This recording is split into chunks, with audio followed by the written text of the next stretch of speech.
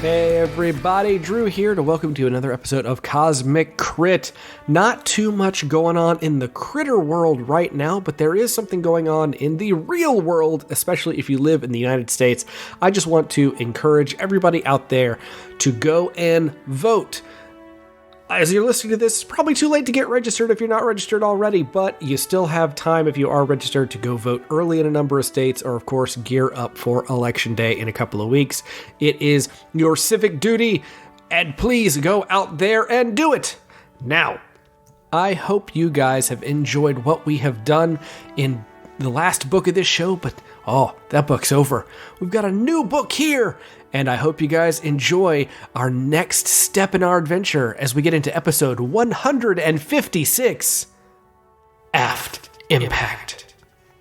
Episode commencing in 3, 2, 1. Episode initiated. I'm here to kick, pronking, butt, and chew bubblegum, and I'm all out of bubblegum. This week on Cosmic Nukem. Hail to the crit, baby. This is your GM Patrick here, your greasy movie producer out in La La Land, inviting the Duke back to clean up the streets of LA. Joining me in pumping shotgun shells and fighting alien scum are my 5 friends and your player 2s. To my right, if she kicks you hard enough, you turn into a pile of money. It's Rebecca rolling with Zinnia. Hello. Across from her, he's tossing pipe bombs left and right so you can come get some. It's Drew delivering Echo 7. There's no joke about this that I can make that the franchise already hasn't made itself. To my right, he will rip your head off and fleam down your neck. It's Tyler dredging up to Basho. I would never do such a thing. I'm about the nicest guy you'll ever meet. Across from him, he'll hit you with a shrink ray and send summons to finish you off. It's Jabert plain as stressed. Hey, hey, hey. And across the digital table, this pig cop turned in his badge, decided to take the law into his own hands. Why, it's Miles mixing it up with Sprouts. Good evening. Welcome back, everyone. Hope you're doing well, doing swell, doing pretty good.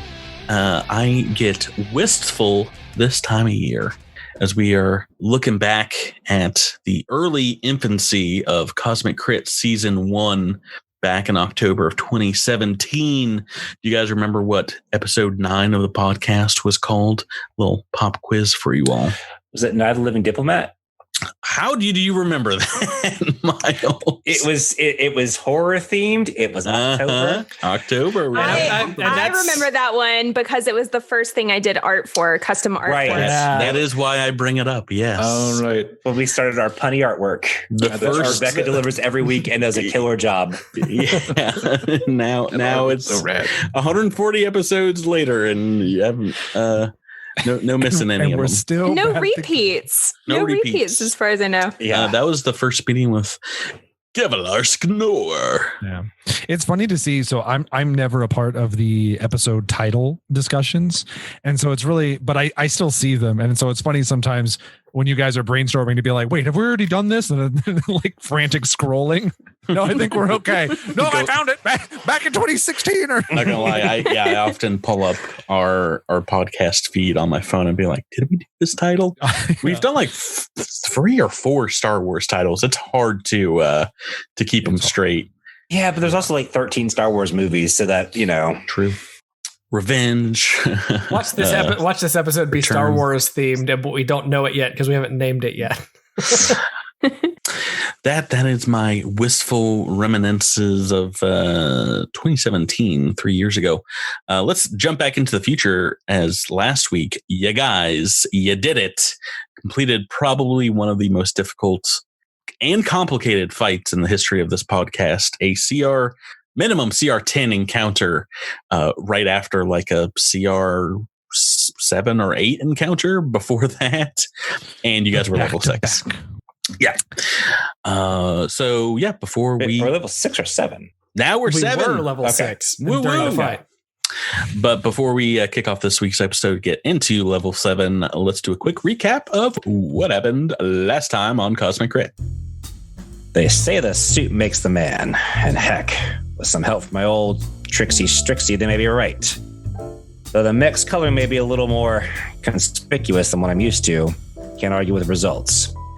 Still not sure how much I trust this Gravlark character, but that clutch gift saved our bacon, so I gotta say I owe him that much. It sounds like Clay Company will be talking about the Metal Heroes Sprout Zonga for some time to come. Wasn't all me, though. This was a knockdown, drag-out fight with not just the remaining Mind Reaper and company, but a big, bad beastie, whose name escapes me, but I'm plenty comfortable forgetting it now. With our combined efforts, Midnight Company walks away from another scrape. Slightly damaged, but victorious all the same. And that's all that matters. Now, we have one challenge ahead of us. Deciding our next play. Indeed, that is what happened. You guys are in the middle of a cosmic quest to stop the swarm dead in their tracks, locate some kind of Hylaxian religious mystery that seems to be of interest to the swarm. This is book 4 of Attack of the Swarm by none other than friend of the show, Criticon Super Fundraiser, Kate Baker. And book 4 is entitled The Forever Reliquary. Ooh, that sounds fun. This adventure doesn't start on board the Susclin Whip, the Flash Viper. Oh no, as you have already spent a week, I rolled it beforehand, about 8 days, and you are back in orbit around Ultraneous at the spaceport known as Odd Rock. You all made this return trip after discovering the secret of some mysterious orbiting heavenly body called the Prodigal Stone, back with Galchak's work. In the time that it took you to get back from Ilum Chuva, you guys have rested up, made contact with your friends and family down below on the planet. Odd Rock, since you've last seen it, has quieted down a great deal, as before it was taking in thousands and thousands of Susclin refugees and soldiers. Now it's kind of a skeleton crew of maintenance workers and starship mechanics. And we catch up with the 5 of you at the beginning of this adventure in a holo suite aboard Odd Rock with a hologram version of Commander Hadia Najiri, who has listened to your guys' reports of your mission and takes them all in before saying, "It does indeed sound like you got into some trouble out there in the vast. Zinnia, I'm glad that you were able to navigate your alma mater and get this data back. The tip-top brass here at SDF Command is looking for any weapon that we can find to get one up on the swarm. The fear is that once they get done with Susclin, that Ultraneous might be hit next, and we want to try and prepare for that inevitability as best we can." Question, do we have those psychic things, the little like head circlets or whatever that we found in a professor's classroom? We didn't take those with us. I think you did. We gave them to Grim. Did I give them to Gavilarsk? Grim Whatever his name is? He was just looking for the data of Dr. Mlakat, but those are just modified versions of what is already a commercially available product. So, you guys can pass those over to SDF Command if you want. Same as the data. You can do Okay, that. so they're not like special in any way. They're just standard. They're modified, and in the notes, I'm sure there's descriptions on how he modified them. So, okay, I would think that she would hand those over to Nigeri, along with the notes of how they may have been modified. Maybe it'll give them some ideas or leads on how we can better fight. Yeah, I mean, that's, one of the many Project Amphisbania folks that you have worked with that have been trying to get different advantages over the swarm, trying to figure them out, how to beat them from the inside. Commander Najiri thanks you, Zinnia, and continues on and says, "Why, I know you all have been on the job for several weeks. I worry this data you retrieved from Professor Galchak might be time sensitive. If the swarm was there investigating, then it might mean that they too are looking for whatever this Prodigal Stone is as well. Trest is Midnight Squad up for mustering out right back into the fray and following up on these coordinates?" That they are, Captain. Commander. I forget who the captain is. That was the Skittermander, wasn't it? Oh boy. He was a sergeant. He was a sergeant. He was a sergeant. Oh, right. You're the absolute worst soldier I've ever heard of. But you have Mikhail! Just hilarious. Excellent, Trest. Sadly, we do not have anything in the way of additional supplies to distribute to you, as the situation here on the ground, well, it's becoming somewhat austere. We've enforced strict rations, wartime production regulations, though if you need anything and have the UPBs on you, I'm sure the mechanics on Oddrock can fabricate whatever you would like. But I did want to trade up your vessel as well. The Flash Viper sounds like it performed admirably as a stealth vehicle, but following up on this next lead, you all might need to get into some more trouble. So I'm requisitioning the largest starship that I can get for you. It is an SDF D-127 defensive carrier. It doesn't yet have a designation, but you all can feel free to christen her as you take her out of port. We'll treat her right. Do you guys have any questions for Commander Dianagiri? I mean, Devasha would probably ask about his husband. If she knows anything about him. Mm-hmm. I mean, you can, now that you are basically in orbit of the planet, make contact directly. So we can do that off this. But besides like some requests from your husband for information that Commander didn't have, there's been no contact. Okay. Nothing to report because you guys have been away from Ultraneous for about 3 weeks. Took you about a week to get out there. You were on Ilm Chuva for 7 days, I believe, and 8 days to get back. So does the commander have any idea when the swarm may leave Suskalon and head our way? Like, is there any kind of timetable for that?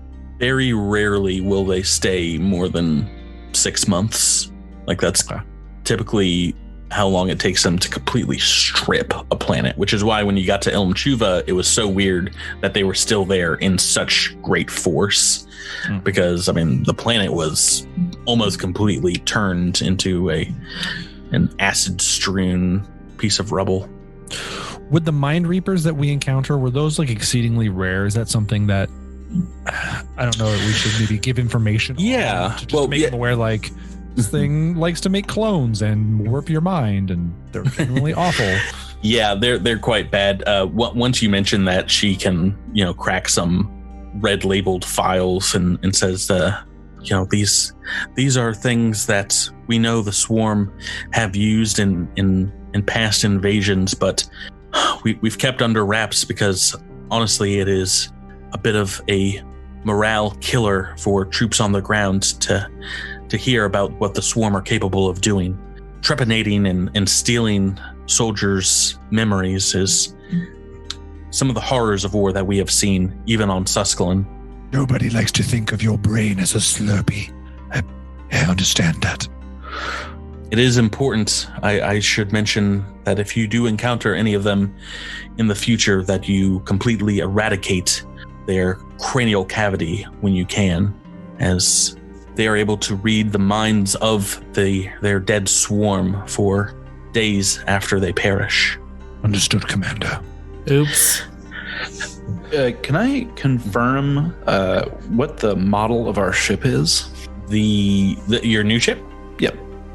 Oh, you can do more confirm. I can take you to Roll20, where I've got some stats, some layouts here. Look at that. We have the whole table right there on the map. That's nice. It is a huge ship that is indeed meant for transporting dozens and dozens of soldiers, as well as equipment, like vehicles and things like that. The B-127. I have a question. Mm-hmm. Why are we, this group of 5 soldiers, being given such a huge ship? Don't ask that question. This is an important mission. We're literally going out into potentially enemy territory. We need a big ship. We need a powerful ship. We do not necessarily need a big ship. Well, the SDF ain't rolling in coin. I think to the SDF, bigger is better. This is a heavy freighter. I mean, this is an odd thing to give 5 folks for sure. As like what this ship would have been great for our last mission because we could have gotten a bunch of people off of the planet, but we didn't have that. We also needed we also detected. needed the stealth functions. Yeah. There is 8 different crew stations, so you're only filling, about half of them with you guys. So obviously, when you show up aboard the ship, there are there are only 2 escape pods. That's brutal. You have to make a choice. I was going to say you find 3 Xantos Loachworts waiting for you to help out. No, it is a large ship, but it's one of the larger things that they have with weapons attached that would be formidable for something like a swarm Altafiron, like one of those ships that you saw around Ilum Shuva. Mechanically, I was thinking about upgrading the Viper, the Susquehallian Whip, but honestly, it's very fast and very just doesn't have enough weapons and things like that. If you take a look at the defensive carrier, it's got lots of weapons, better shields, it's got some heavy laser cannons, got some good stuff, some good armor. Mm-hmm. I don't see a turret. Nope, no turreted weapon. So we're covered just about everywhere except for our aft, which is very typical. Mm-hmm. But watch your aft. So otherwise, got to keep them in front of us. If you want to, put like the mining laser on a turret, we can make that a modification. There's 2 weapons in the there's 2 weapons arc, on example. the forward arc. I think Yeah. putting a plasma cannon, since that one has the furthest range. I'm not sure if that one would be able to go on the turret, but I'm pretty sure the mining laser easily could. Then you'd have everything covered, or you could just switch it to the port or the rear. The rear, yeah. Yeah, turret would be great. Yeah, I know that they're more expensive, but if we have the capability, throwing one of these things, I don't know if the heavy laser cannons can go into the turret, but even if we had to put like the port heavy laser cannon into the turret and the mining laser into port, shifting things around like that, I don't know if Jabert is our resident starship. I can't do that math off the top of my head. I'm sorry. Well, no, I just mean if you agree with that kind of thing. Yeah, generally it's so putting a heavy weapon in a turret is more expensive than putting a light weapon in a turret. So if we're sort of working with like just a little bit of margin on the build points, then like I would say a light weapon up there. Okay. And so cool. I'm down with the mining laser. That is some repairs that can be, or alterations made here at Odd Rock while you guys are also, you had some new gear you wanted to make and things like that. That is very easily done. But if you don't have any more questions for Hadir and Najiri, she will, send you on your way, saying, follow up on this prodigal stone lead. Report back to me when you can, for something tells me you all are onto something big here. I believe you have the skills and the wherewithal among the 5 of you to make this happen, make something happen for the SDF here. So that is over and out, Midnight Squad. Good luck on your mission. You're in full montage mode here as you guys are getting your gear all set up, taking some downtime around the Rock Deval show where you can get back in this virtual meeting room and call your family, get on with the husband. Sprouts Briar, same thing. Get a calm call with Briar. She has made a full recovery in the time that you've been gone, is now working with Zelanon in the Sheeran district, reuniting refugee families, helping them find their loved ones from the war, diaspora. Zinnia, if you want to check in with corporate HQ, they can debrief you, take the data that you've obtained from Ilum Shuva. And Trest, I imagine you've spent some of this time on the way back, maybe psychically instructing the as of yet, unnamed Sheeran child that you are now caretaker and host of. Yeah, I imagine that sort of like at this early stage, it's really just some very basic sort of like, sort of physical therapy type things. There's like... Or psychic therapy. There's imprinting that happens psychically, and that is what the host is required for, is to be within direct contact for some time. Both parents can, or all three parents can do it. Typically, the host takes on like a lion's share of that capability.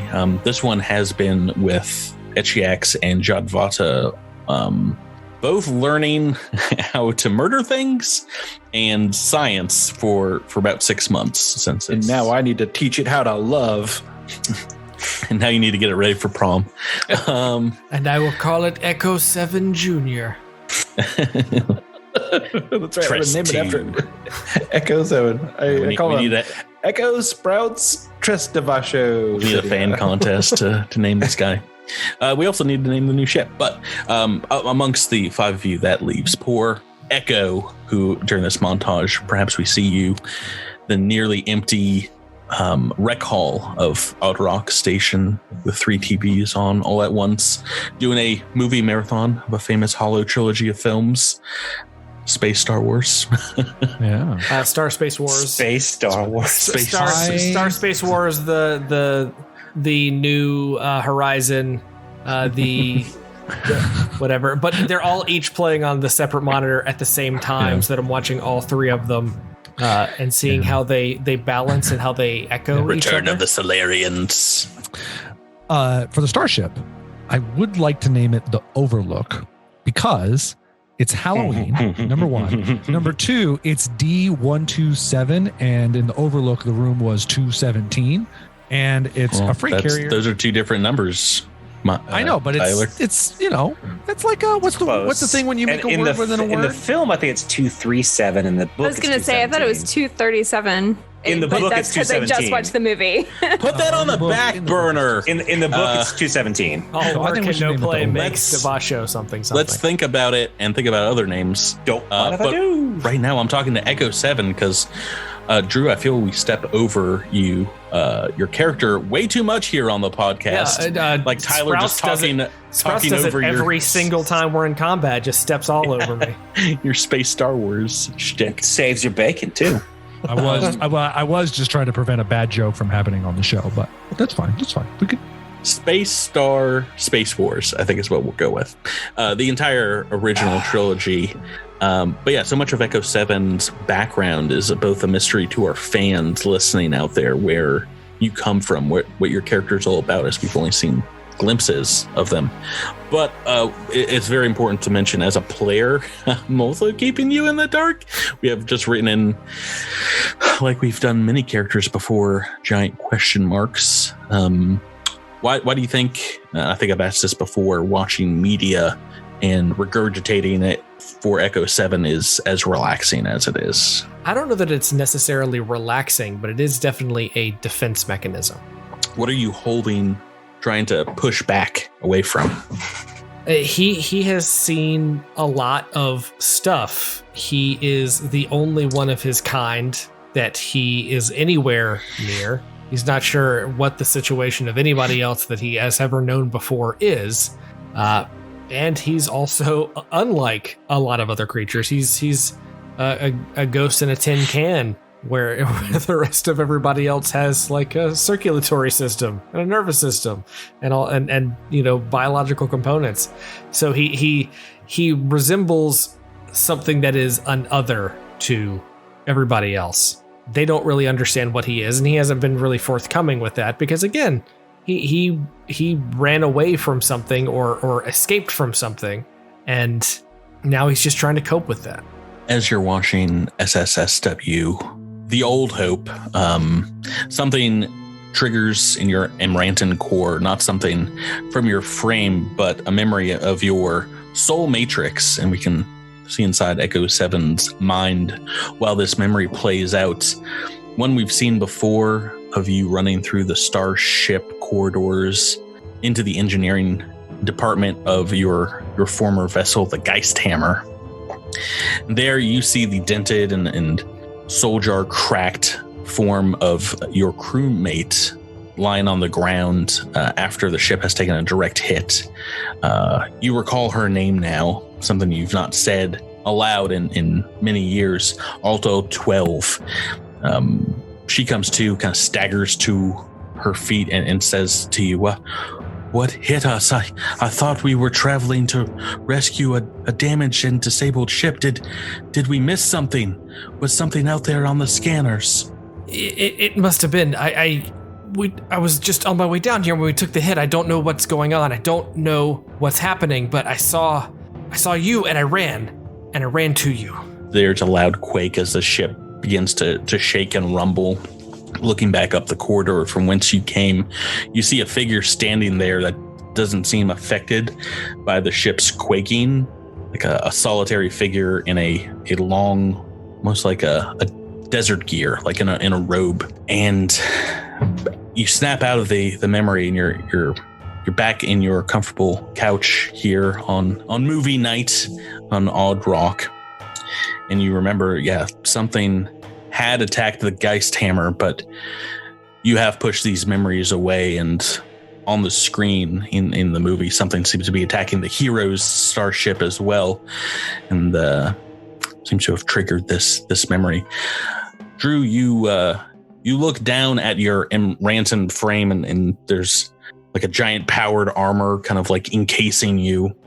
Over the last couple months as a member of the SCF, you've become a more capable soldier, much more formidable trooper here. Let's get into what we do at Level Up every time here on the show, and talk a little bit about your characters and how they change, and start with Echo 7, Drew. So Echo 7 as a soldier gets another gear boost. Alongside another feat, because this cat gets some feats. So for the gear boost, I chose Unstoppable Strike, which I believe is from the Armory. Basically, if weapons that deal damage that might come against a target's energy resistance ignores 5 of that energy resistance. It's just crazy. It's such a great soldier capability, but it makes most any energy weapon you've got more powerful. And for my feat, I took Versatile Focus because I would love to expand the repertoire as it is, because heavy weapons are hard to come by, and maybe if we pick up some pistols, some long rifles. Well, we don't have anybody that uses long arms really in this party, so if we find some of those or anything like that, that might be a nice little sub weapon that I could use in addition to my heavy weapon mounted on my shoulder. Excellent. Let's move on next to Rebecca and Zinnia. Rebecca, how are ya? Pretty good. So last time that we leveled up, that is when I took my 1 level in Biohacker. So I'm actually a little behind on the operative levels. Mm-hmm. So I am 1 behind where Miles is. So I don't get all this super special level 7 operative stuff yet. I am only at level 6 operative. But that did give me another operative exploit. Right. Yes. What did you pick?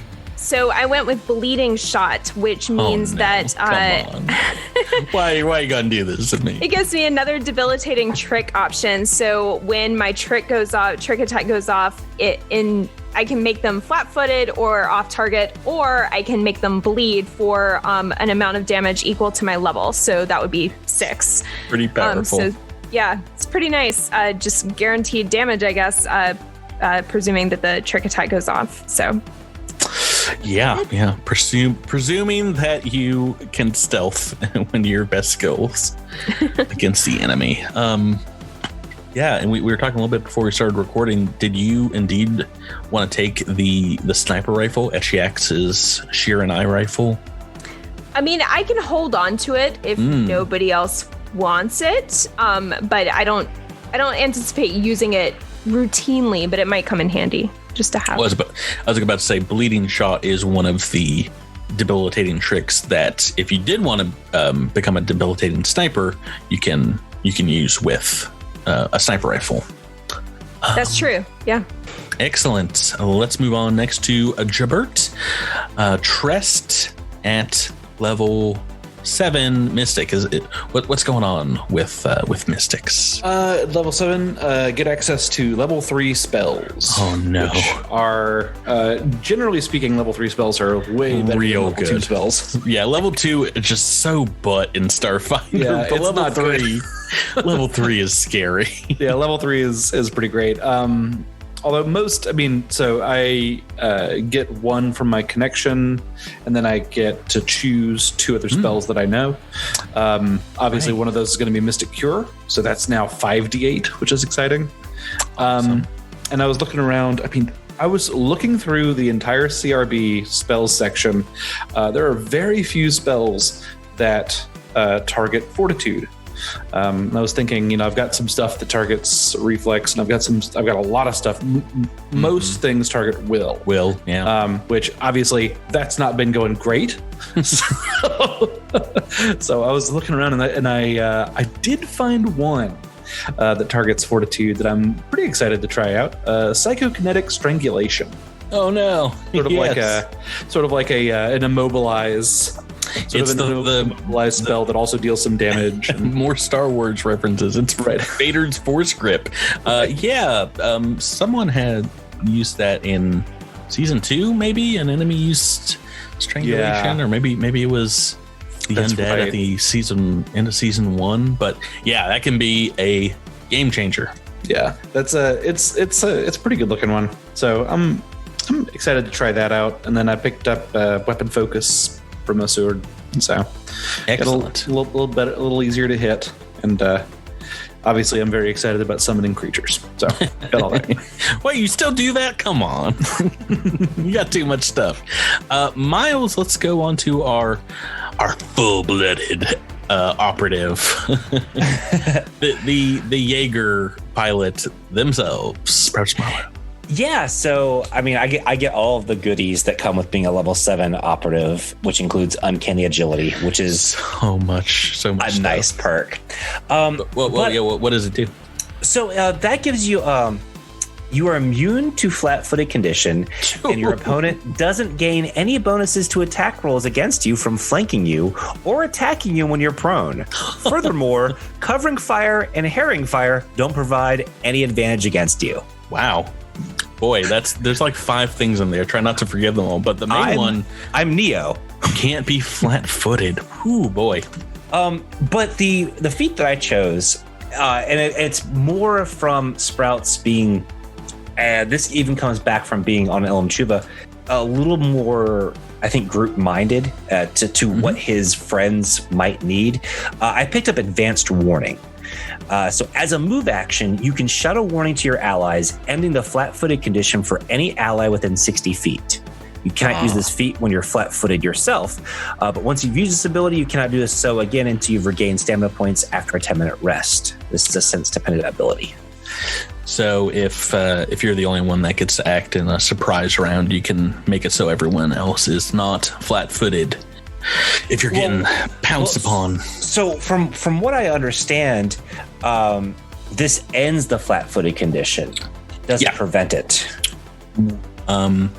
Yeah, either one would work. Like if they hadn't acted in combat yet, they would be flat-footed. But this has probably a few capabilities.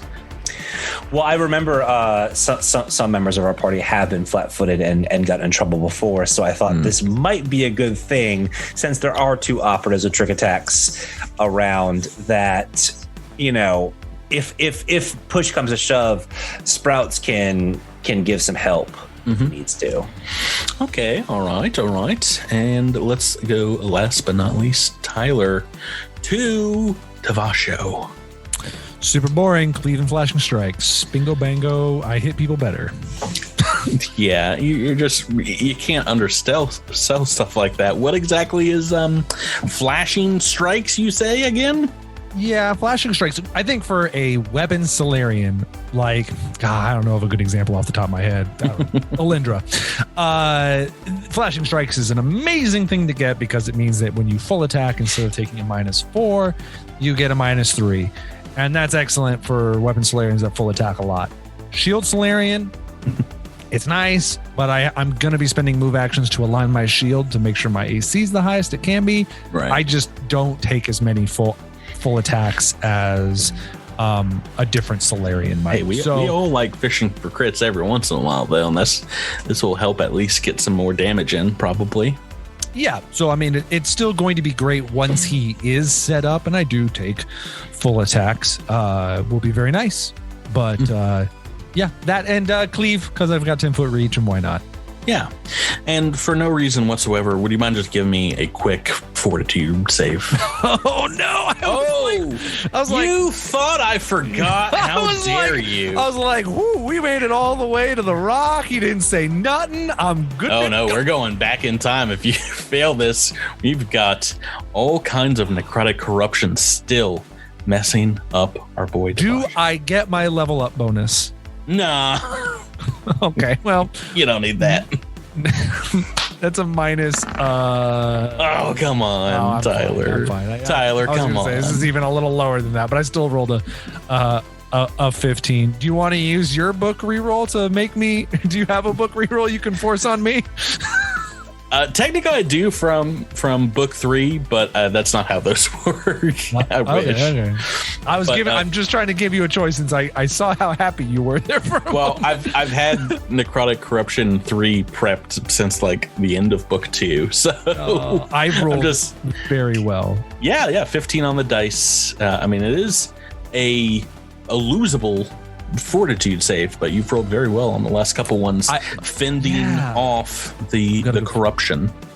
I've got a good fort, although I will say I don't know what a 15's a 15, but I will say I have like 3 extra bonuses in my fortitude due to not being fully living. Yeah, so it's definitely not as good as it looks for these saves. All right.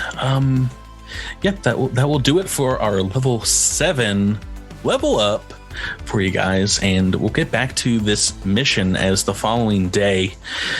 You get to Hangar Bay in the morning, bright and early, and see a huge, chunky ship waiting for you. Do you see the art of it here in the lower left corner of this map? It looks like just a bunch of shipping containers kind of stacked on top of each other. Maybe one of the ugliest starships the SCF has produced.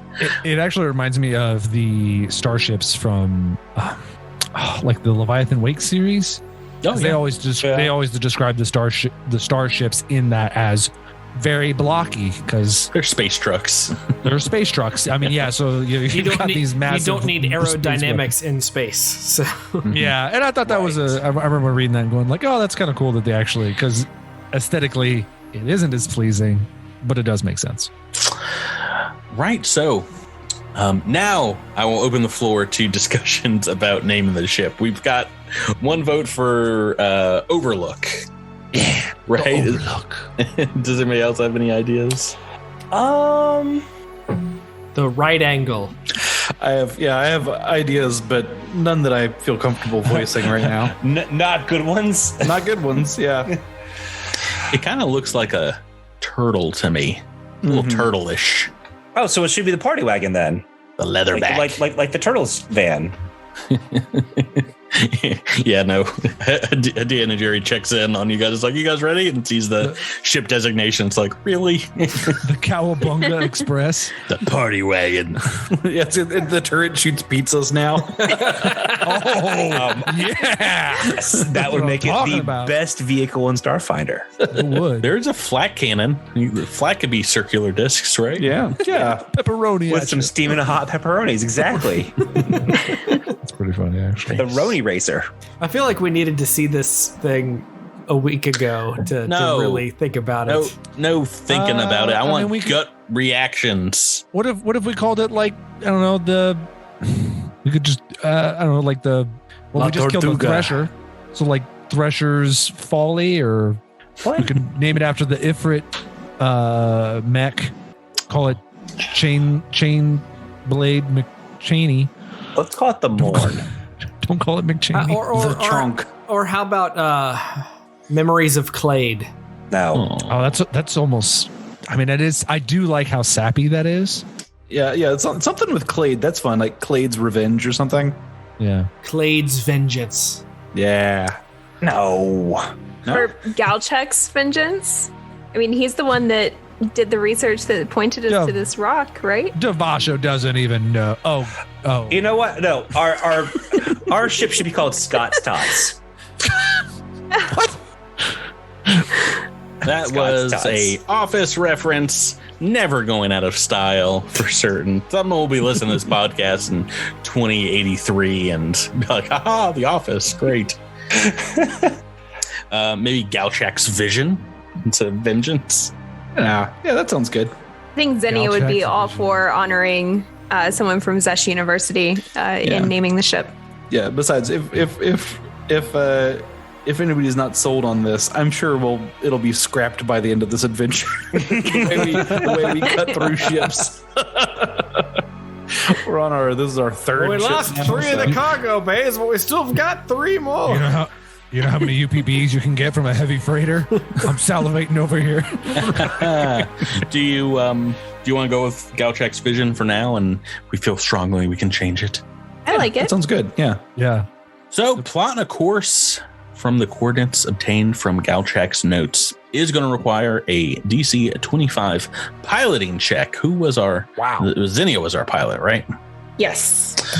Go ahead and roll me that if anyone wants to aid. If you got piloting and want to try to help out. Yeah, I can help out. Echo 7 will help out too. Go right ahead. Each of these will take about an hour of work. Echo, you could have just rolled it. Yeah, Echo, you've got a good pilot. You've got a successful roll, at least from Sprouts, and +4 here, Rebecca. All right. Oh, not great, but that's a 29.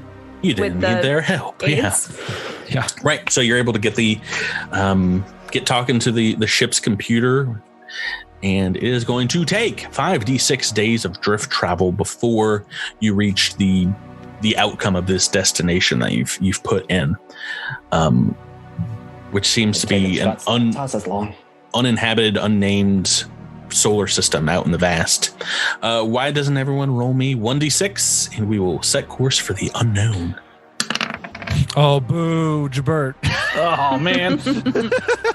I really wanted some time to just hang out with you guys. We rolled excellent. Ooh. And by excellent, I mean awful. 21 in total. The Galchek's Vision has a drift drive level 2, so it's going to take 10 days to get out there. Yeah, I was going to say, good thing I brought 3 weeks of rations with me.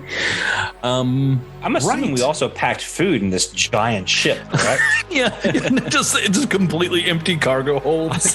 Devasho thought that the cannon was filled with pizza, so he didn't bring any food. He just thought we'd be eating the ammunition as we traveled. Yeah, the frozen pizzas are for our enemies. No, they just packed us with 4 and only 4 clear spindle Aeon stones. This brings up a good question. Would a frozen pizza be cold damage and slashing damage? It depends. Is it thin crust? I think. If it's Chicago, it's bludgeoning. Bludgeoning, yeah. I'm gonna go. I think also like thin crust. I would say also it depends on how fast it's moving. This is why no one should ever allow us to be out of a flat cannon. This is why no one should ever leave us to our own devices, because this is what happens. We talk about the damage of pizza. It's a good idea. Well, and if it's sliced in triangles, that would be piercing. Oh, that's right? piercing damage, yeah. Yeah. That would be piercing damage. And if it was a deep dish, it would just be disgusting damage. Oh boy, and if they got those anchovies, we're talking acid damage. Got that heavy tomato back to sauce. Starfinder. Sorry. No. I like where we're headed. I would say I like this pineapple new is pizza RPG we're doing. Pineapple would be acid. Yeah, Yeah. that's true. Because they're very acidic. I don't know if you guys have ever used pineapple to tenderize a meat, but it will absolutely demolish meat. If you I mean, it does that to my tongue. Yeah, you can't eat too much pineapple or it really messes you up. Okay, anyway. All right.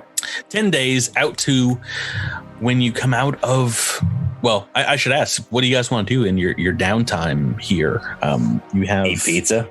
over a week. You guys are all just like taking an Infosphere pizza making course. The entire This needs to be a side story where we make a whole like delivery service out of introducing people to pizza on our way. This is gonna be a whole side adventure of Cosmic Crit. Patrick asked that question like almost begging not to say the word pizza. I was like, I can't do it to him. I want to make a pizza joke and I just can't do it to him. And you were just like, nope, out of the park. I'm gone. Let's go. Hey, working on your culinary skills is completely fine. If anybody wants to do anything else not pizza related, also fine. Yeah. I have a question. I should know this. This came up in our last session as well. What tier computer is Amy right now? So I'm pretty sure still just level 1. If you want to, as per the pet rules, increase her level, you can. It does require like some training and things like that, and UPBs for some reason. But we can talk about that Stuffing UPB off air if you want to kind of beef her up a little bit. Yeah, I might do that. Cool. She can also, I mean, as a pet, she can attack things as a small cerebric fungus. Yeah, I'll send the slime in. You should. Book 6. Amy needs to kill the boss for book 6. You just throw her down monster's throat. Get her from the inside here. Oh man. So do you want to work with Amy in this time? Yeah, I'll spend some time with Amy. Mothering Amy, Tress, do you want to be a parental figure to your unnamed child? Yeah, I think sort of technically the downtime will be sort of explore futures. Like I'm sort of trying to provide some psychic guidance to this young larva, pert near only an egg. And as I'm sort of like reaching out It's like a little grub. Yeah, I'm sort of reaching out into the river of souls and sort of seeking guidance for the future. And I find one spirit in particular who appears to be quite helpful. And I make a note of that. Okay. Who is it? I don't know. Oh. They don't remember their name, but all they remember is that they're good at computers. This will come up later, I promise. Okay. Right. Echo 7, Devasho. I think Devasho will just be doing mostly meditative things. He's still trying to find balance between like his own necrotic corruptions and his Solarian abilities. Mm-hmm. And that's still kind of very much a tug of war within him. This always happens whenever he goes down in a fight, where he struggles resisting the allure of more power from his possible corrupted gifts with just believing in the power of, the balance of his own cosmic power with the Solarian gifts. So I think his near death at the hands of the Thresher weighs heavily on him a little bit. Probably something he really wasn't comfortable confiding in his family with for the short time that they were back in civilization. So I think he's just trying to recenter himself during our 10 days. And Echo 7 is going to go to each of the cargo bays to figure out which one has the best acoustics, because he wants to turn it into a home theater. Well, a ship theater. Project on. I thought you were going to say he's going to start a podcast. Oh, no. A pizza cast. Oh, this is. Oh yeah. What was this episode is brought to you by Patrick? I was about to ask that question. Yeah. what was the podcast from season 2? What was Mouse? Wind's Woods. Wind Woods. Welcome to Wind's Woods. This episode is brought to you by You're walking Space through. Quip. Oh my gosh. Good Space times. Keep.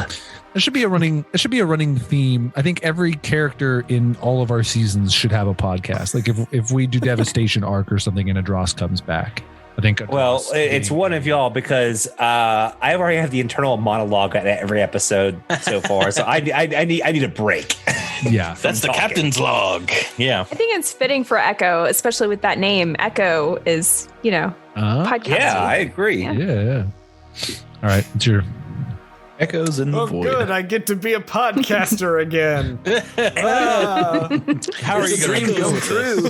This echoes good vibrations. If there is reincarnation, Drew's coming back as a blue yeti.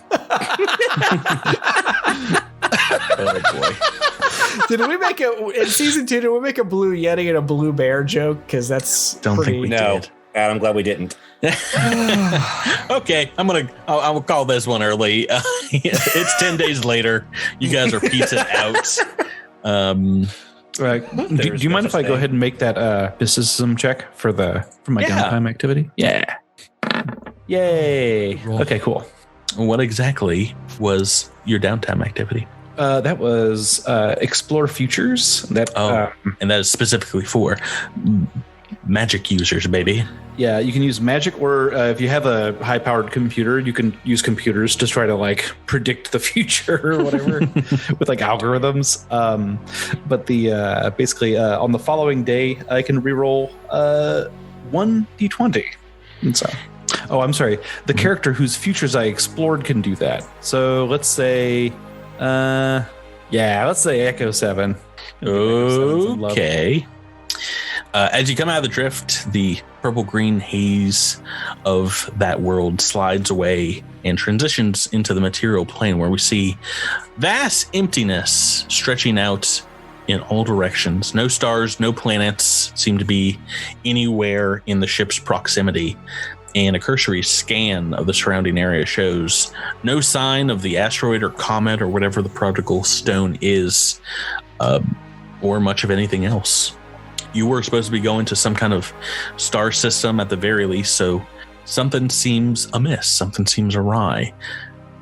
Zinnia, are you trained in... You're a trained pilot and physical science. You're pretty sure you can surmise that... Wait, I'm not trained in physical science. But piloting, you're a trained pilot. But piloting, yes.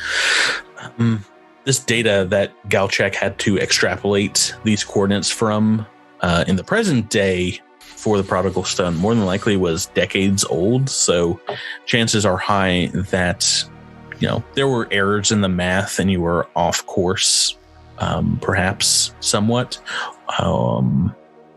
But yeah, there's nothing out here. And that was your one lead. What would you guys like to do? We can use piloting in lieu of any other skill on the ship, right? No, not any other skill. You can, for like gunnery, use ranks. It's just gunnery. Ranks in piloting, but not like the skill itself. Echo 7 is flashing back to all of his Space Star Trek episodes that he has seen and wondering if we can do some kind of scan that will tell us something.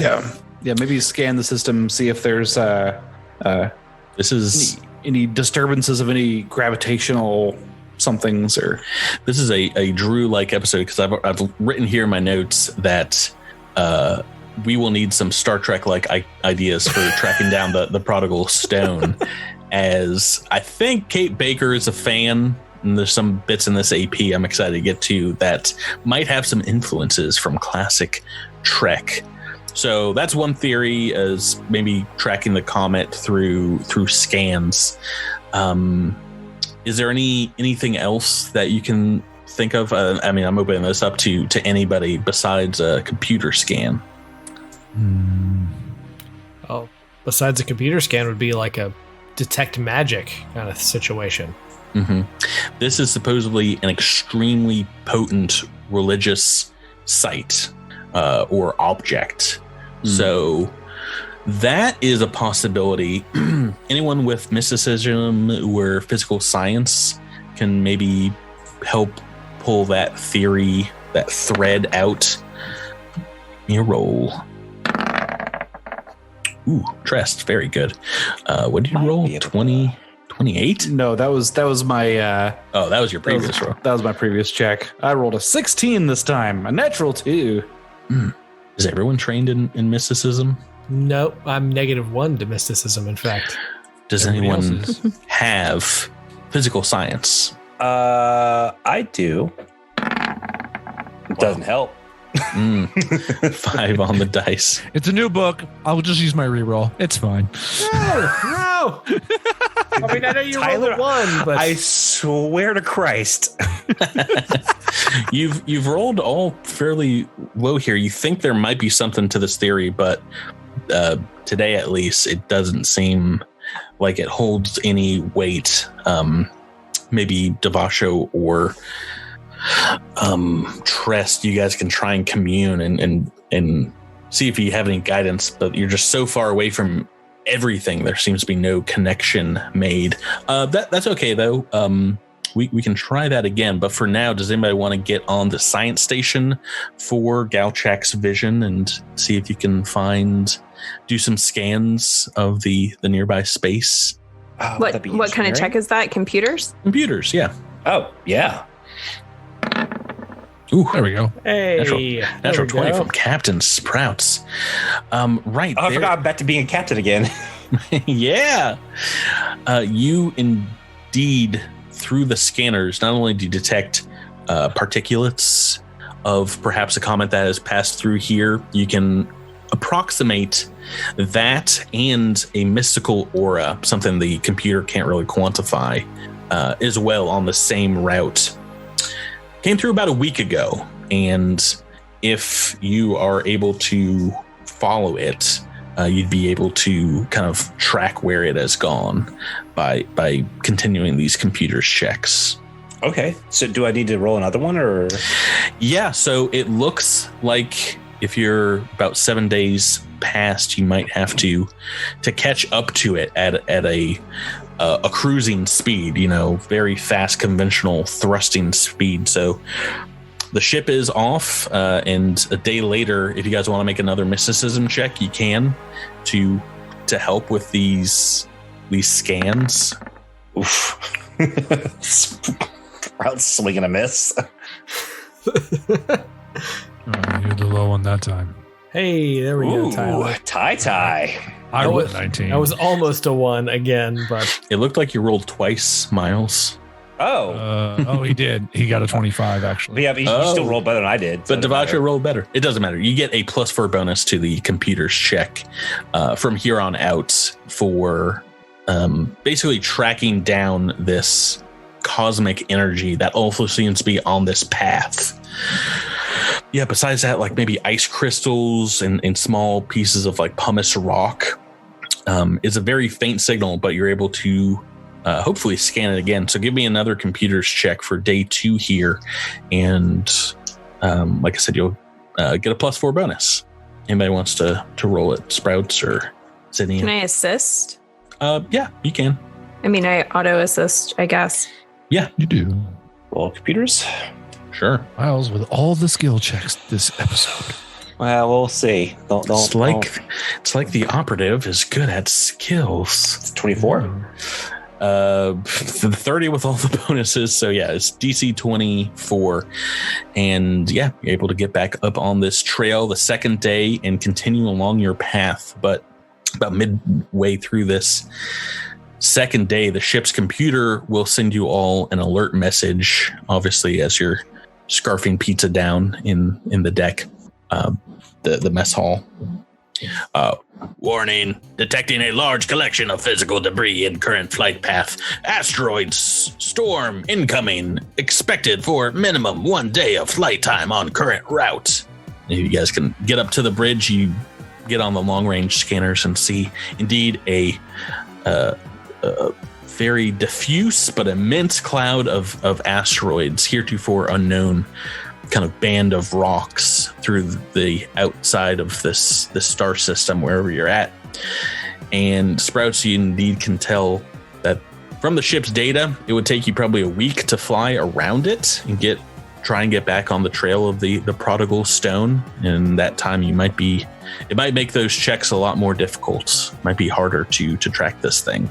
I mean, what's our other option? Just turning around, going home? Going straight through. We're going through it. We're going straight through that sucker. All right. Swim through the trench, not over it. Rocket, let's do it. So this is going to be a Starship combat in very different from ones we've had in the past here, though, as you're not fighting on a hex grid. We're going to do this kind of a little theater of the mind. Is going to take 5 full rounds to get through the meteoroid storm. And Pete's boys and girls. During the combat, there's a number of actions you can take, and we will do them in order. Let's take a quick break. I'm going to copy these rules and allow everyone to actually read them. Okay. So if you guys are going through this is a starship combat, a little different from ones we've done in the past, as each round a certain number of meteoroids are going to be coming at your ship, and this will be over the course of, a longer period of time, but you have to be on your toes to be able to shoot these things down, because even something the size of like a grapefruit can put a hole through the hull. It will have your shields in mind, but I think by the difficulties of some of these meteoroids, you're going to be hit by some meteoroids. It's just, a matter of how many and where. They're going to be coming at random sides of your ship, coming from all different angles. So Makes sense. And there should be just about something for each person to do. I've forgotten every single rule of Starship Combat since the last time we did it in book 1. So I believe it's helm, gunnery, no, engineering, then helm, then gunnery, if memory serves. So let's go into engineering first. What do we want to do in this first turn? We don't have anybody in engineering. It's a phase. So it's not like you're down in the engineering department, but I think we were talking. Yeah, so I think that might include magic officer. Yeah. Mm-hmm. Precognition is in the engineering phase.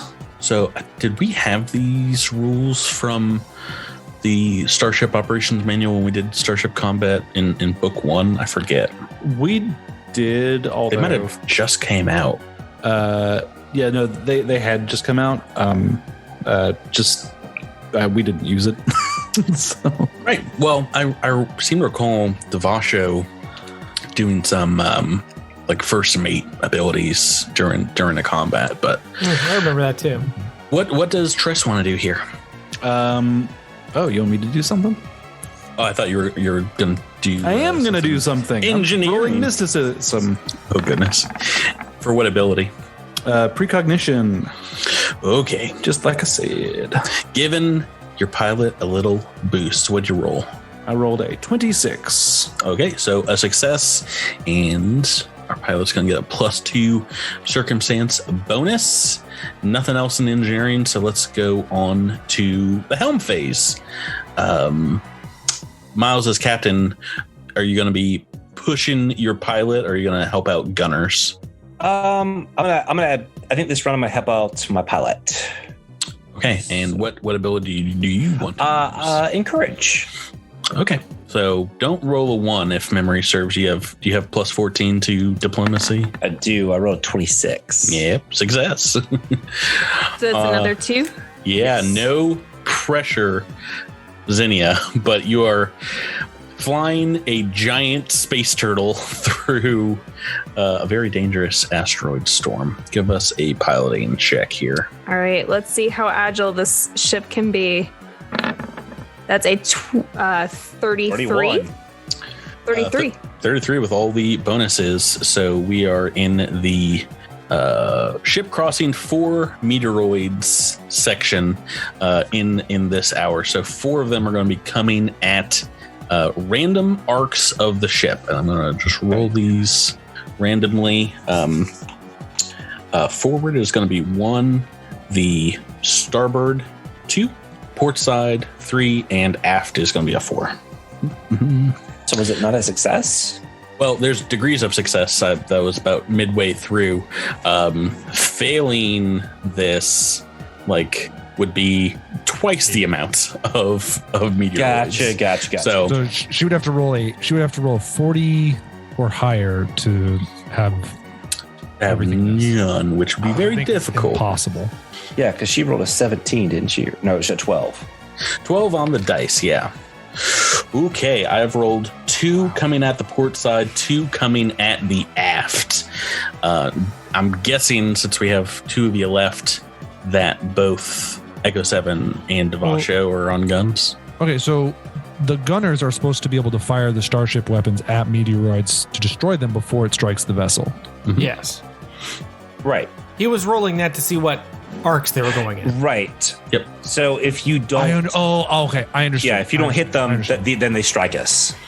Now there's 2 coming to each side. If you want, you can, whatchamacallit, fire at will one of the guns, I believe. Or no, fire any 2 starship weapons, regardless of their arc, for 1 attack.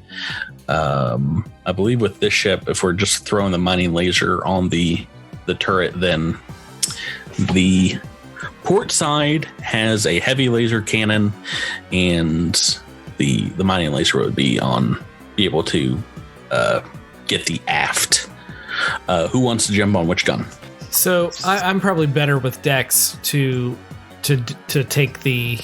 I mean, the problem is we're kind of stuck either way. We can either try to shoot both, but with the -4 penalty, shoot neither, or shoot one and hope that we can destroy it. I mean, I think that probably, your best move is to, because I correct me if I'm wrong, but when you are doing that, 2 people can't shoot out of the same gun, right? No. Correct. Right. So looking at sort of what our loadout here is, I think with that heavy laser cannon, that one will almost definitely destroy a meteor if it hits. Mm-hmm. So I think we put our better shot on that one, and try to maximize our chance of knocking that one out entirely, because with shooting from the mining laser, that's only roughly a 50% chance on the damage alone that it'll destroy the thing before it hits us. So I think we would be better off sort of maximizing our chances like that. So do I try a fire at will with the -4, or do I just... I would not. No, I think Devasho would shoot the aft asteroid and Echo would shoot the port one. But there are 2 on each of those sides. That's the thing. I just want to say, I'm sorry. I think the fire at will would be for 2 different guns. So that would be if... oh, yeah. That fire will more than likely 2 starship weapons, regardless of their arc. You'll probably want to do that if asteroids are coming at all sectors or all sides. Right. But right now, we're kind of focused in on these 2. So, you can't... You're not going to be able to... I don't think you can shoot your right. Yeah, you could take the shot with the -4 against sort of both arcs, but I don't think that's worth it. It wouldn't super help us. Yeah. All right, so I'm going to take a shot at the one in the port side. One of the ones on the port side. Yes. This is good. Ooh, that's a 4 on the dice. Mm-hmm. And what are your bonuses here? Your BAB plus Dex. BAB plus Dex is... So it just went up, so I have to look everything up again. Mm-hmm. BAB is +7. Yep. And Dex is +5. Ooh, we're so close to it. That's a 16 in total, right? Let me make sure that... Yeah, so 4 + 7 is 11, + 5 is 16. Nice. That is going to be a miss. Right, because we're on a TL for these, or an armor class for these meteoroids of 18. All right, so more than a 4. Now, I have 1 D20 that I can re-roll today because of Tress. I saw the future. Saw you missed that shot. I'm going to allow it. Go right ahead. You knew Drew was going to choke your bird. Drew, there is a basic attack macro where you can just roll ranged. Mm-hmm. Which is going to be better than you rolling a d20 and having to do all the math. Thank you. Yeah. Just want to make it easy on you, bud. Oh my god. Come on. 5 on the dice is a miss. Let's go to Devasho. You've got it. I saw him missing that shot twice. I rolled a 4. All right, let's go to damage. Unbelievable. We're going to die. At the end of each gunnery phase, the meteoroids that have not been destroyed hit the starship, dealing a piddly 3d4 damage. You know, if we just had a tractor beam and could tractor these right? meteorites into our hull or our holds, D4. we'd be fine and probably make some money. So the port side's taken 12 points of damage to the shields. Lots of ones. That's very nice. And the aft, the back side of the ship, it's going to take 15 points. You have 25 shields in each quadrant, I believe. Is that correct? That is. Okay, let's mark them down. And go on to turn number 2. Now, you've taken a little bit of shield damage here. What would you guys like to do in the engineering phase of turn 2? I'm going to stay on the magical precognition. Imagine you're just sitting there in a trance, like mid-ship, trying to like feel the starship moving through this storm. Yeah. Go left. No, the other left. No, my left. No, stage left. Stage Asteroid hit. 32. Boy, howdy. If only this were Pathfinder 2nd edition rules, because that would have been a critical success. I know. And over the DC. At this point, unnamed Sheeran Child is like magically floating by your side here, connecting with you, and is feeling. It's almost like you can feel the ship getting hit by these asteroids, even though they're being obliterated currently by the shields. All right, so a success there. Let's go on to Helm. Taking some damage, Captain Sprouts. Is there anything different you want to do this turn? I think I'm probably still gonna help Xenia, I think. Yeah, help her pilot through the storm here. That could do it. Ooh, close, but success. Actually, I think you ought to succeed, right? If you have a plus 14, I don't think you can fail. And encourage. So plus I'll find 4 a way. plus 4 coming at you, Xenia. You ready to roll this? Yep. Ugh. That's going to be a total of 30. Oh no, 30 is putting us down. Oh no, we're in the same category. 4 meteoroids coming at us in the gunnery phase. Oh my goodness, 3 of them. 3 of them coming to the front arc, ramming down the front of the ship, and 1 to the aft. Ouch. Yep. Oh, and we don't have anything on the aft, do we? Just the than turret. So Devasha will try to shoot that aft one. Well, what I'm thinking is, do we need to try to shoot 2 in the front? I guess it doesn't really matter because they're all gonna. It doesn't matter. 2 are getting through no matter what we do. So I'm just trying to spread it out. The aft one's already taken damage, so I'm just like, well, maybe we can keep that one from getting obliterated. But go for it, Tyler. I believe in you. This is not going to go well, fam. Not the TPK we wanted. Oh, I hit it. That is a hit. Yay. Okay, that one's dead. You have to roll damage. Nah, about that. It's 2d6, and it has each of these asteroids 6 hull points. So, nice average roll will do it for you. Oh no! Come on, Tyler. If you're anything, you're average. Nope, below average. 5 points. It gets through. Stinks. I just want to go on record, and this can get cut. I hate this encounter. Okay. So it's 5 more shield points down on the backside here, taking it to 20. Drew, you're going to do a little bit better on the front arc.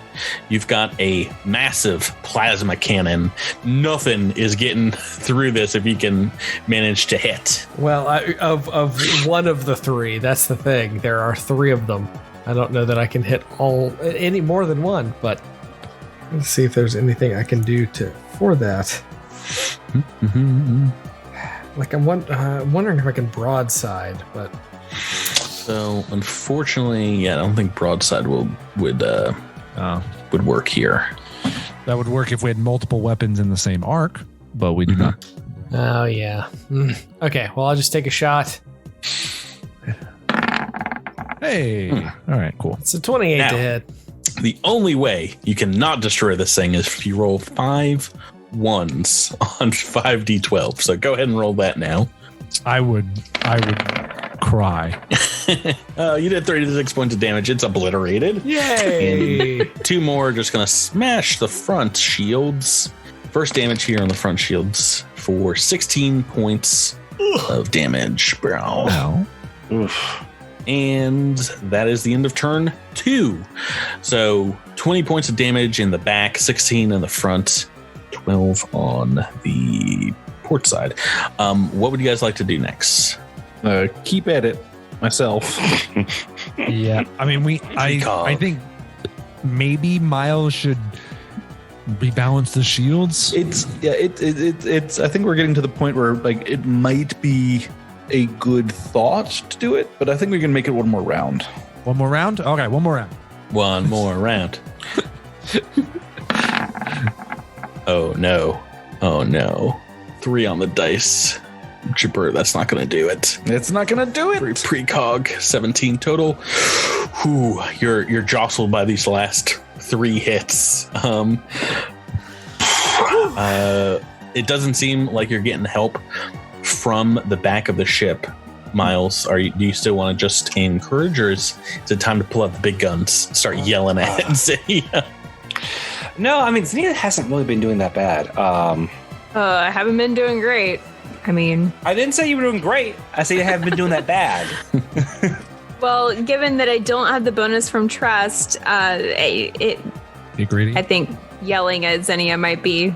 I mean, I can wise try at to this yell point. at Zinnia. That is the demand action. So Yes, what that's are you? You're intimidate. demanding her not get hit by asteroid. I'm gonna take away her pizza privileges. Oh You no!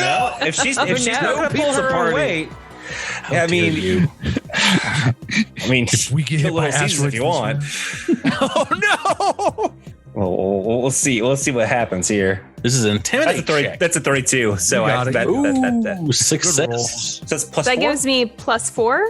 Yeah. A +4 to Cool. a specific Oh, check. yeah. So, all right, make that helm piloting. Ooh, there we go. There we Nice. go. 18 on the dice for a, I guess, total of 39. Almost one. Almost. So close. Meteoroids. 2 meteoroids are coming at you guys this round. Only 2 though.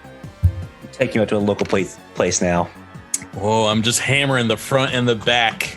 I've rolled the forward and the aft shields again. One is coming at each. So I think you gunners know what to do. I'll try to shoot the one in the aft, cause I'm disappointing. 8 on the dice. Might need to start yelling at Devasho. That is a miss. Devasha does not respond well to yelling. Well, it's a good point of you can demand more than once, but you can't do it to one person more than once. So, oh no, Drew, a 3 on the dice. No, wait. Oh.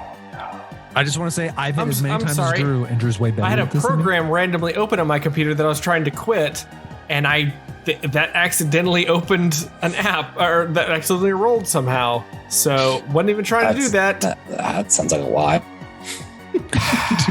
Drew's trying to blame 3 on the dice. No, you can roll watch it my for face you. not looking at the screen where I rolled the dice from You as still I rolled. panic. Yeah, I was about to say this is the macro, so we're This going is with it. stupid. Let's roll this damage, folks. To the We are- front. going this. to die. 7 points. That is. We're still okay. We still got 2 points in the front. Yep. Doo. The back's definitely. It's like if I knocked a die on the floor and that counted as a roll. It's ridiculous. I would count that. It would.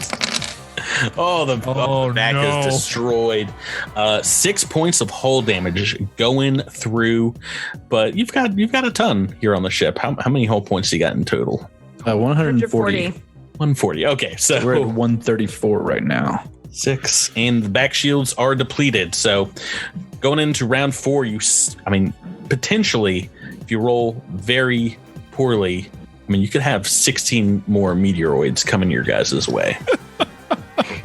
That could be very dangerous. You don't know what other dangers are out here in the middle of the deepest, darkest part of space. Keep that in mind as we go on to turn 4. Trest, is anything going to break your concentration, or are you going to keep on precogging? Oh boy, Gunners might need some help. Yeah. I mean, unfortunately, I'm not very much help over there.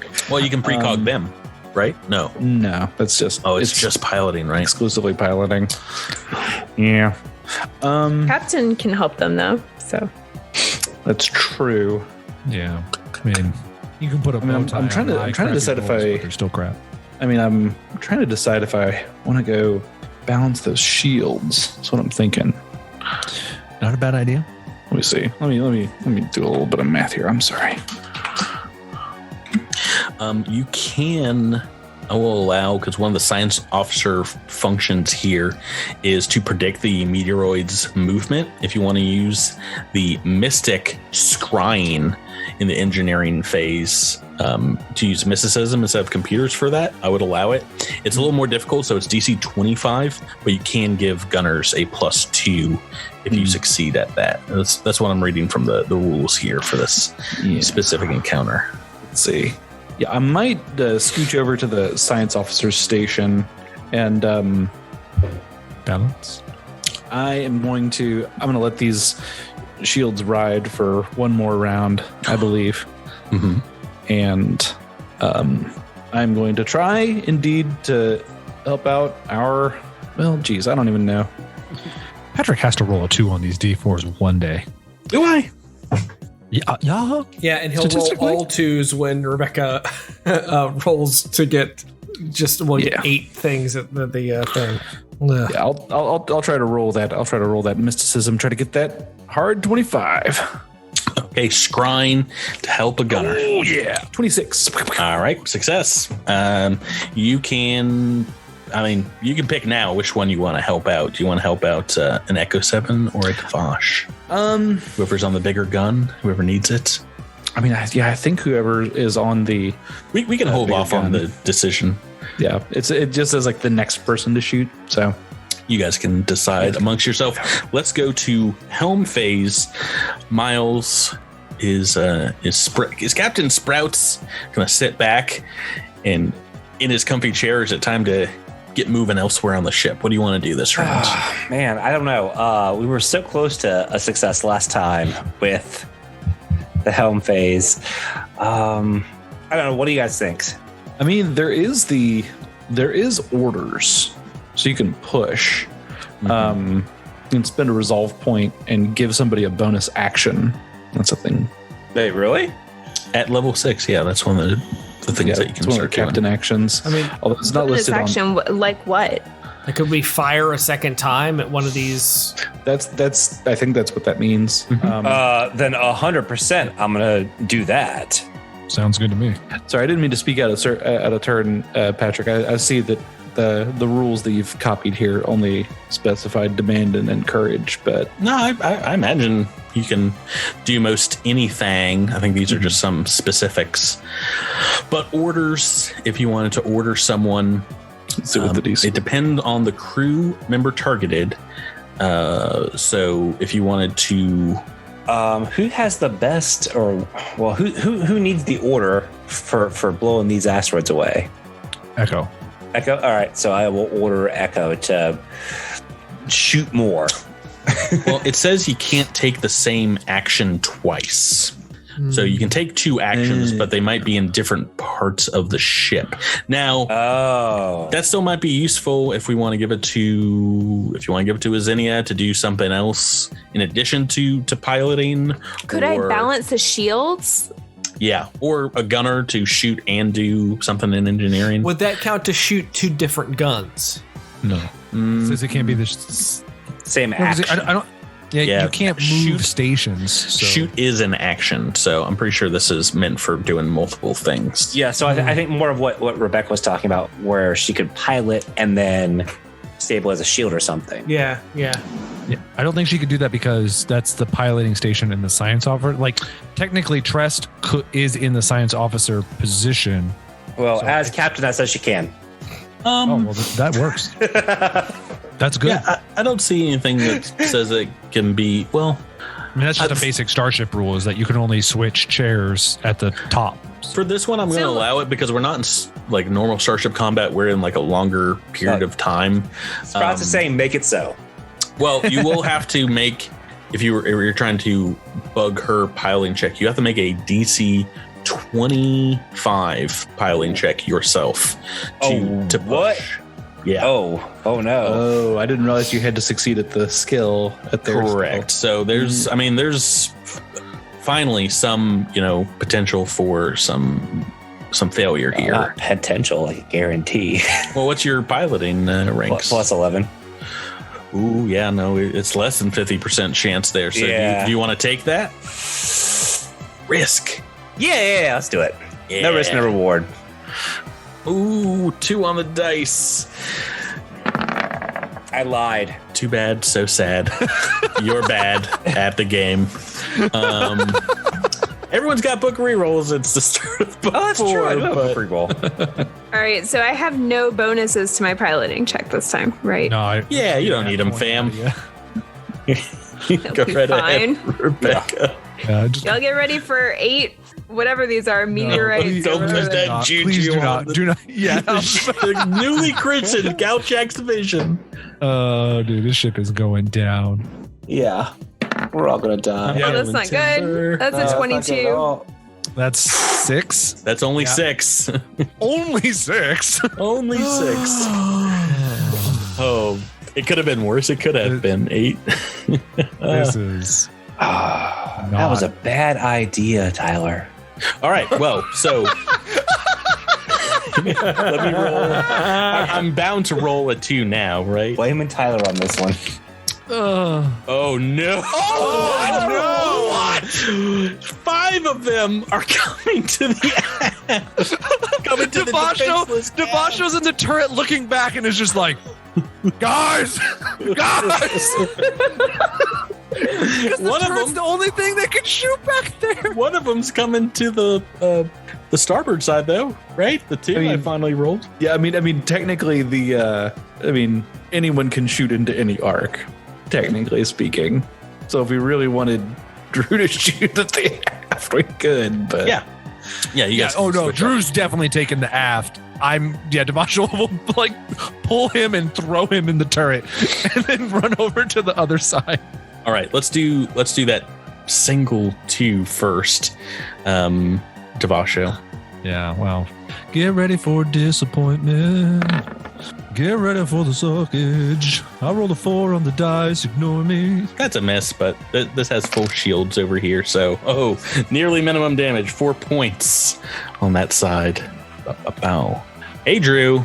Pretty important that you get this one, at least one, and you've got a +2 to this. Are you ready to roll? No. You're not gonna blame it on your window. The last time there was legit something weird that happened, but that's fine. We can ignore that. 5 asteroids coming in. Ooh, one of them's destroyed, though. 26.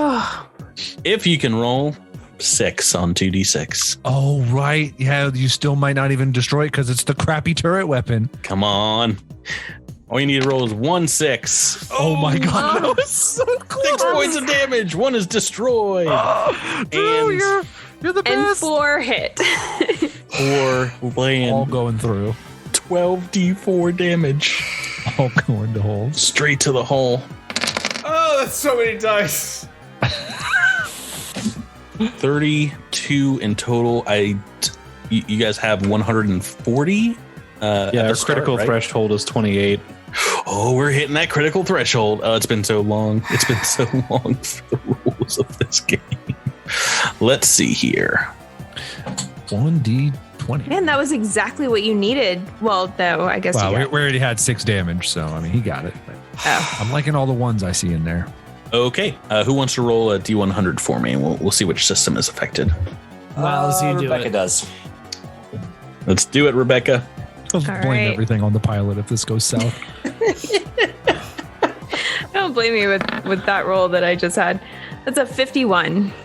Okay, 51, believe it or not, is a weapons array. And Great. I'll roll one of my 500 d4s I've rolled this game to determine which arc. That is the port side arc. So one of those laser cannons is glitching. So -2 penalty. One more turn to get through this asteroid field. Back to the engineering phase. What do we want to do? Anything different? Do we want to get some shield points back? Just throwing it out there. Yeah. Oh, you guys both talk to Miles. Sorry. Jabert, do you have something you want to do? Yeah, I'm going to call upon the spirit that I found, and I'm going to cast a level 1 spell, Spirit Bound Computer. Give myself a little. I'm going to give myself, well, not myself. I'm going to ask the spirit to roll computers for me. Bonus the spirit has is +17. Spirit nerd, get over here. I need help, nerd. So, and you're going to use your magic capabilities to do what action? To rebalance the shields. This is an engineering action, though, right? No, science officer. Oh, you want to rebalance and not get shield points back. So Right. Okay, yeah. So that one's a pretty easy one if memory serves. It is 25 as well. Is it? Yeah, it's a hard Oh wow. Never mind. That's pretty hard. Roll it. Scan is pretty easy, but this one is not. Oh my god, so close to the 18. Dang it. The nerd didn't help at all. Like, I've never seen a computer before. Are you trying to reach a clown? Maybe Sprouts would want to go down to engineering and try and actually generate shield points. That would be engineering. Yeah, divert. Well, so here's my question. Do we want to do that, or do we want to put everything we have into piloting? Because piloting is the only thing that is going to limit the amount of meteors that go after us. And this is the last round that we have to get through, right? It is. Yeah. You get 10 shield points back if you are able to divert in the engineering phase. So it's a DC 20 engineering check to do that, but it's up to you. I have a +11, so I need to get a 9 or higher. Oh boy. Sounds good. Do you want to do that, or do you want to help out with piloting? I mean, you can't push, so I'd only be a +2. I don't know. I'm happy both ways. I guess it's up to Miles. Yeah, let's try the shields. Why not? As a reminder, it took 28 or something points of damage last round because it has no shields. Oh, got it, Miles. 21. All right, so 10 shield points back. Helm phase, let's go. All right. No pressure, Here we Rebecca, go. but the ship's taking some dents. Oh, that's a natural 20. Yes! Oh, needed it. But only a 37. It's only a 37. If I had had those bonuses, like the +4. Even with it would have Even taken with +2 wouldn't do anything. Yeah, it would have taken both bonuses, which we didn't have. But Right. 2 Right. That's what I'm saying. meteoroids coming at you. Just 2. Ooh, one to the front where we've only got 2 shield points, and one to the starboard side. What would Devasho, Echo 7? What guns do you want to take? I will take the front. Yeah, I think you should both shoot at the front. Oh, that's a good point. That is something you can do. The other side has 21 shield. Yeah, both of you that- need to. the shields back there. Are The fine. captain has decided. All right, let's get the Focus useless fire war on the out of way. front. Decided. Let us destroy this. Ooh, Nice. success from Devasho. Now you're on the mining laser. That's 2d6. Oh, I'm undestroyed. Nice. Oh, all right. No pressure. Yeah. Well, but he shot at the front, so did that destroy the thing at the front? Yeah, it's just two asteroids, right? Yeah. Oh, so, yeah. I mean, you might as well shoot the one on the starboard. Just we don't need good to take point. that damage. Yeah. So I forgot. Let's make it Go clean right sweep. ahead. Finish strong. Oh, yeah. That one's Okay. called Shout. Well, the side cannons are 48 heavy laser cannons, so roll that for me. You can still roll low, but you didn't. Oh boy, you absolutely demolished that one. And we are out of the star field of asteroids. And you guys have survived with, a little bit of hull damage. Not gonna lie, it needs some repairs, but you can get those shield points back. Get on your way. I'm just saying, rolling 6d4 and having 5 of them turn up 4 is bonkers. That's unreal. It's unlikely. Certainly unlikely. Yeah, they were coming right up your tailpipe. But yeah, you guys can breathe a sigh of relief and get back to work on chasing down the prodigal stone. Let's go a little fast as some days will pass here, and whoever wants to make me these computer checks to track, make 4 in total. Ooh, natural 20. Captain Sprouts is hot on the tail. Yep. Three more. Yeah. Is this not my second natural 20 computers check today? I mean, you're rocking it. Who knew you were the computers nerd? It's a 25. Success. I think you need less than a 5. Another 25. Mm-hmm. 9s in a row. Oh. And a 17. Natural 1. Ooh, Any finally. chance my assisting him would help? No. We would have to have it. I mean, that is still +4, so we'd have to have. I'll allow it post haste normally.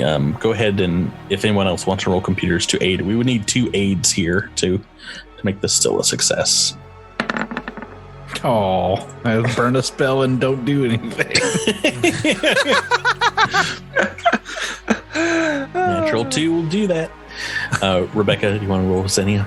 I mean, I auto aid, Oh, good point. right? Anybody else? Can anyone else do computer? Devacho has 1 rank in it, so. So no pressure here, Tyler. Oh, no. Oh, wait, we were just trying to aid, right? Aid, yeah. Yeah. Okay, that aids. Yeah, okay. That aids. All right, then 2 aids, we will move forward because otherwise you've been able to track this thing very clearly. And after 4 days of successfully tracking the comet, you come across your next weird space anomaly in the form of a massive ionized nebula that takes the form of a blue cloud in space where you see like little arcs of electricity every once in a while, and your scanners, your comms, they go a little haywire as you come into contact with it. Interference from this phenomenon seems to be obscuring the trail, making it impossible to follow forward any further. But the quick scans that you make from Galchek's vision reveals a small ship, a starship floating at an odd angle just inside the nebula that seems to be conducting electricity from the cloud. You see these small bolts kind of hitting its hull every once in a while. Make me a computer's check to scan, and I'll tell you what you see. 26. That is exactly what you need for a success here. Nice. You are able to scan the vessel. It has no power, though you are reading some energy readings from the cloud when it hits. And it's maybe like popping things to life every once in a while here. There are no life signs on board. It is a ghost ship. But are there ghost signs? Yeah. Or is there an oh my goodness. Death signs? There's just nothing but have- undead professors in there. You guys have to fight. Your favorite combat. Is it ectoplasm all over the place? Or? Oh, it's coating the windows and the walls. I knew it. Captain Sprouts, what do you want to do here? I mean, can we scan for anything useful? As far as like what would be like useful stuff for us? Well, anyway, with engineering or rest, if you want to roll culture, go right ahead. The next thing you can scan for, I will say, if you open up comms, you get nothing but like a strange hissing sound that comes back. But you can make connect with the ship's transponder if you want. So Zinnia got a natural 20 on engineering. I was so proud of my 18 on the die for my culture check. Everyone's rolling 20s. You for almost skills. doubled it. Rebecca's just styling on everybody. She just doesn't care. Well, Yeah, I except for piloting, apparently. Trest, you can tell that this is a Sheeran style vessel, but with Zinnia's expertise, not only you can tell that, but Zinnia, you understand this is a transport vessel. This is like a civilian vessel and looks very old. Like it's been in service for a long time. Like we're talking old, like 100 years or like 1,000 years? Closer last to 100, so maybe like 50 or 60. Okay. So could this have been the vessel that the Exodus... Wasn't there an Exodus to this rock that we think we found out about? Yeah, that there were, from the notes that you got in the sea caves under all New Graca, there were frequent pilgrimages supposedly to this Forever Reliquary many years ago. But no longer. Yeah, but Captain Sprouts, as he accessed the ship's transponder data, the ship's computer says, "Transponder data received. This is the Eternal Melody, a part of a convoy of ships in a Hylaxian pilgrimage, along with 2 other vessels." Can we request from the computer a crew status report? That will not come in the transponder. That would be something in the ship's computer you would have to hard access. Maybe in the ship's log. What do you think, guys? You guys want to check out the vessel, or do you want to? Yes. Anyone can make me a computer's check, as you'll have to plot a course to it. How you do? Oh boy. Well, there you Miles. No, we don't have to. We're fine. Another natural 20. Well, this as you're plotting your course here, go. Captain My third Sprouts, 20 tonight for computers. you're pretty sure that there's some danger in piloting your ship into this nebula, as these electrical arcs could strike your ship and cause systems to short out. But we have no systems to short out. We're fine. I should say at this point, of course, you've already patched and made the gunnery system that was damaged, made repairs to that. But it will be fairly difficult piloting checks to navigate the nebula and not take any critical damage is how these electrical arcs will function. So, what is our hull points back, or are those still down? All those are still down. Okay. Devasha would vote for going to the nebula. Hull points, be darned. Yeah. I will do what I can to try to use premonition to detect if a lightning bolt's about to hit us or something. If that is helpful for the piloting check. Yeah, for this one, I will allow that. And if any other person wants to roll computer or physical science, actually, yeah, computers or physical science, and we will allow that. Okay, so failure on Trest. Sprouts, this is a success, and actually says I got a 37 for what it's worth. when you exceed. Oh, did you already roll piloting? No, she Roll computers. No computers. Oh, sorry. I imagine if you're piloting, you're not going to be able to roll computers. Oh, okay. But you have a couple of successes from Sprouts Marlowe here, so you will get a +4 for this first check. Go ahead and make the piloting check for me. We can't just take the 19 on the dice from that loud. Oh man. That's a 2 on the dice. What'd you get? That's a 19 on piloting check. It is. We're going to do this a couple of times, but this is a DC 30 piloting check. Oh, no. My piloting rolls are cursed tonight. I don't know what's going on. This is going to be a critical to a system. Someone roll a D100 for me. Fine. 78. 78 is going to the engines. No, so boy. not the first one you want to roll, as this is a -2 glitching to all pilot actions. Let's go turn 2. We've got some more of these. Go right ahead. Roll our mysticism trust. And anybody else wants to roll computers? Miles, I imagine you want to try and roll that 20. Yep. Okay, so a couple of successes here. You're going to get a +8 bonus in total here, Rebecca. So a little easier. Now, if you roll 2, it's not going to do, but you've rolled much better. So success that round. Let's go on to round 3. Everyone can roll for me. You're just slowly like cutting the engines and drifting into this huge blue nebula. All right, so that's going to be 2 successes from Sprouts, 1 success, Trest, +6 here, Rebecca. All right. 30, so 36. Don't need their help. Yeah, it's DC 30. So round 4, no critical fail for 3. Okay. We've got some successes on the computers from Captain Sprouts and Trest. Go ahead and roll me that piloting. Okay. Nice. 34. She's embarrassing these rolls now. We're coming back from the 2. Why don't you just go ahead and roll me the 5th piloting check so we don't need all 3. See if we need the 8. Oh, we're going to need the 8. You've rolled another 2. Oh, no. Sprouts rolled the 2. That is another failure, which means someone roll a D100 for me. I'll do it this time. 38 is a weapons array, and I'll roll that randomly.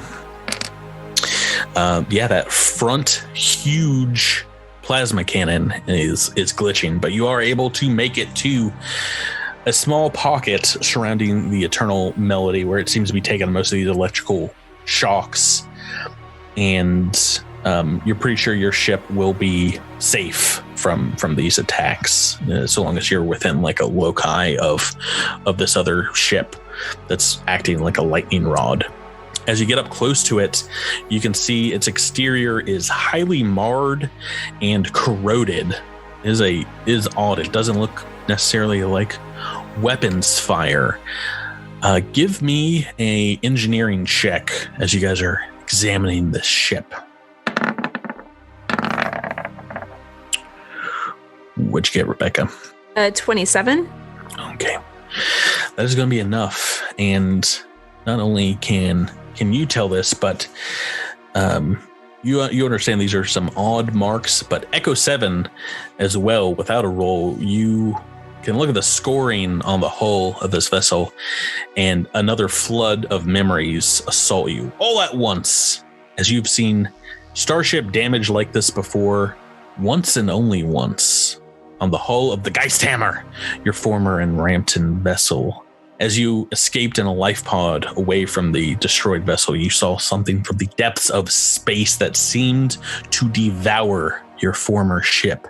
The memory of the thing returning to you now, you realize it was some kind of living creature out in space that attacked your starship, like a giant space bug of some kind. The name of the beast on the tip of your cybernetic tongue, as you recall it, slicing the Geisthammer in half. A monster known as To Be Continued. Oh, bum, bum, bum. That monster is not only powerful, but always disappointing at the end of the night. Bum, bum, bum. Very Star Trek episode in my mind, doing all kinds of fun spaceship things that aren't blowing up enemy starships. Oh boy. I don't know. Tyler put the Expanse in my head. So when we were approaching a ghost ship, I was like, are we sure we want to do this?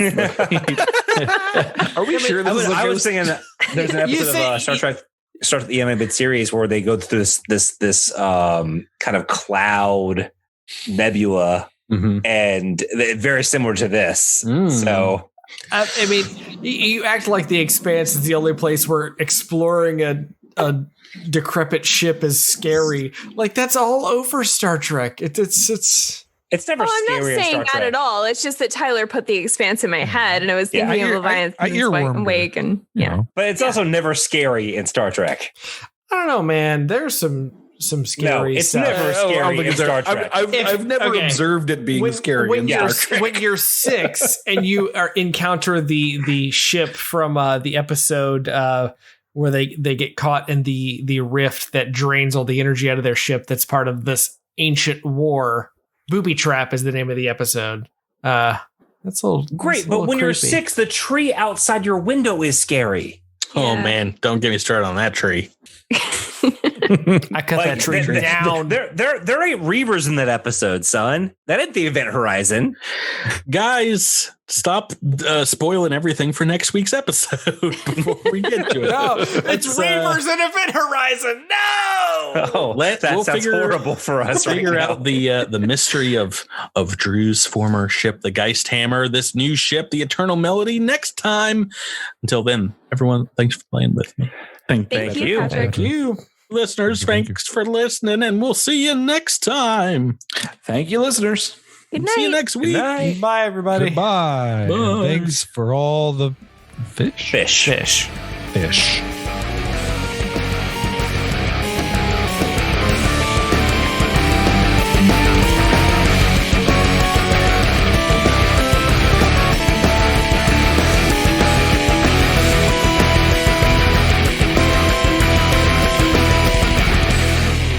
Thank you for listening to this week's episode of Cosmic Crit. This episode has been made possible through a sponsorship with Roll20 and the backing of our Critamanda fans on Patreon.